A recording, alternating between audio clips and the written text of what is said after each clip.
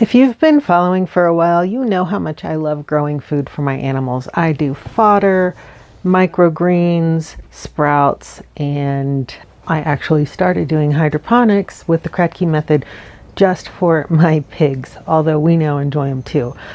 So it just makes sense for me to start mixing my own chicken feed as well. And I've come across several different recipes and I've settled on one, and I'm going to mix it up today. So I thought I'd just show you. I have been using these grains here for my fodder, and I'll show you exactly what I have here. This first one is whole oats. So it is important to get the whole grains, not rolled or crimped. These have the husks on them, so they do sprout. So I can use these also as fodder for my animals, as well as these. This is barley, and again, this is whole grain, so these do sprout as well, and I grow fodder from those. And the wheat too. So this is wheat berries, and again, they sprout and grow, so be sure you're getting whole grains. I also have peas down here. My local feed stores don't carry peas, so I had to go to my grocery store. In the future, I may place an order with Azure Standard. They do sell peas in bulk, and you, I'm sure, can find them on Amazon, which I'll link below. There's a couple of really good companies there. These were just super handy and inexpensive when I was picking up my other grains. We have red pepper flakes, we have some thyme, oregano, brewer's yeast, and then important ingredient here is a poultry Nutri-Balancer, because we want to ensure that we are giving proper nutrition to our chickens and that they're not missing out on any important vitamins. I also have alfalfa pellets here for some extra protein, and kelp. This is just kelp powder, and I did get this from my feed store. Of course, the goal for most people is probably to go organic as much as possible. So there are sources. The one I know for sure is Azure Standard.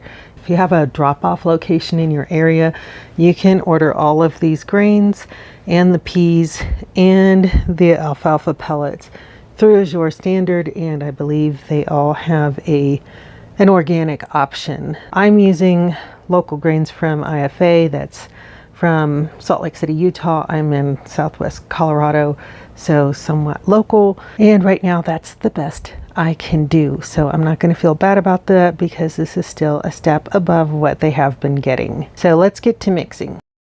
So basically the recipe is 15 pounds of wheat, 15 pounds of barley, 7.5 pounds of split peas, 7.5 pounds of alfalfa pellets, 10 pounds of oats, 2 cups of kelp, a half a cup of brewer's yeast, 4 cups of poultry Nutri-Balancer, and then a half cup each of oregano, chili flakes, thyme, and you can put in some sage. I just didn't happen to have any.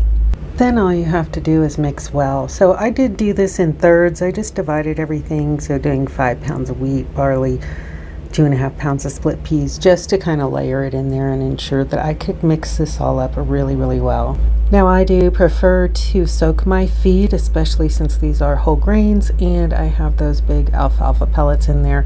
So soaking it just means I scoop out the amount that I want, and then I add water, making sure it's completely covered in water. It's going to absorb a lot, so you need to put in more water than you think, or check on it in a little while after everything's kind of expanded. And then you can choose to serve that just wet or soaked for an afternoon, or even fermented for a couple of days. But right before serving, I do like to add Sea Buck 7. This is just like a superfood for chickens. It's natural and they love it. It helps increase egg productivity, and studies have shown that it also helps them with their immunity. So I like to keep my chickens for the entirety of their natural lives, and keeping them as healthy as possible is very important. So it only takes 1.5 ounces for my little flock, and so this bottle lasts a really long time. The company did send this to me to test out, but it is a staple in my chickens' diet now that I've seen the results. And now it's time to serve the chickens. They are all excited to get this food. They absolutely love it. Now keep in mind, I have a full container, 50 pounds of chicken feed in their run that they have access to 24/7, but they eagerly await me to come out with this special feed, and they absolutely devour it. So eventually I will transition them completely to this kind of feed as well as their fodder, but for now they do have some layer mix in their coop, but they definitely prefer this. And this has pretty much taken the place of needing any kind of scratch because they are getting these whole grains. Instead, for a treat, I generally give them some black oil sunflower seeds mixed with mealworms, or lately we've been doing black soldier fly larvae. All right, so I broke down my costs here.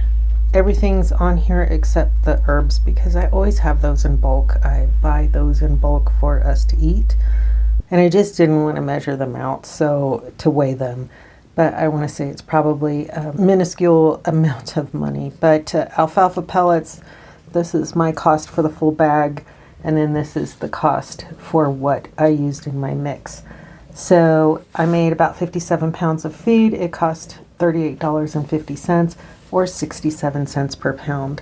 So yes, there are cheaper feeds out there like the pellets and crumbles that you can get. But this is much more satisfying for my chickens and for their health. And like I said, this also takes the place of needing to buy separate scratch for them. And so I'm happy with this.